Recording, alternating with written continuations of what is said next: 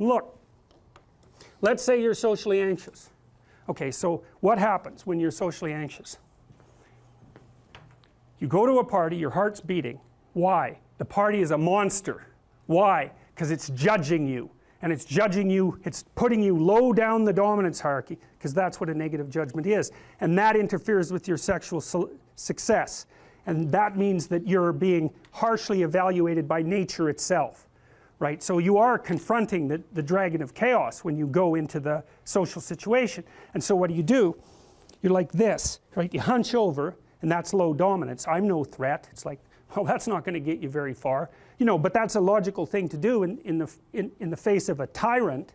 So I'm no threat. You know, you look at the king and you're dead. I'm no threat. I'm hunched over. And then what's happening internally? What are people thinking about me? What are people thinking about me? Am I looking stupid? Am I looking foolish? Geez, I'm awkward. I hate being here. Man, I'm sweating too much. It's all internalized, right? It's all self-focused. The eye isn't working. What do you tell people? Don't stop thinking about yourself, because you can't. It's like, don't think of a white elephant. White elephant, white elephant, white elephant. You can't tell someone to stop thinking about something because they get caught in a loop. What you do with socially anxious people is you say, look at other people. Look at them, right? Why? Because if you look at them, you can tell what they're thinking. And then unless you're terribly socialized, and some people are. Some people have no social skills, and so the reason they can't go to a party is because they don't even know how to introduce themselves. Like no one ever taught them how to behave. And so they're really good candidates for behavior therapy, because you walk them through the process of how you actually manifest the procedures that are associated with social acceptability. But most people aren't like that. They have the ability. So if they're really introverted and high in neuroticism, they can usually talk quite well to someone one-on-one. Why? Because they look at them.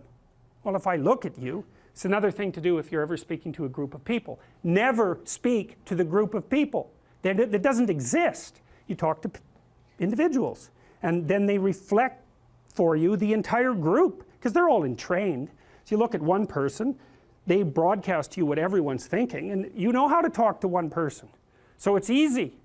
And so as soon as you focus on the person, not you, you push your attention outward, use your eye, you push your attention outward, and you start watching. Well, then all your automatic mechanisms kick in, and you stop being awkward. Because if we're talking and I'm looking here, I don't know what you're going to do next, and I'm going to put disjunctions into they're like bad chords in the melody of our conversation. And the reason is I'm not paying attention.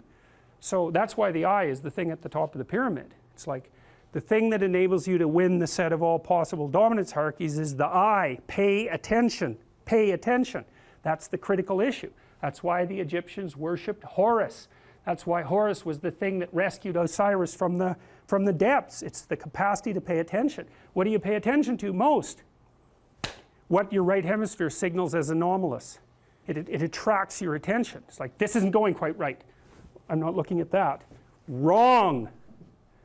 That's what you look at. That's what you look at. What's not going right. Because that's the terrible monster that might eat you, but it's also the place you get all the information. So that's why it's useful to have discussions with your enemies, because they will tell you things you do not know. And that's such a great thing, because if you don't know them, well, you're not very smart, are you?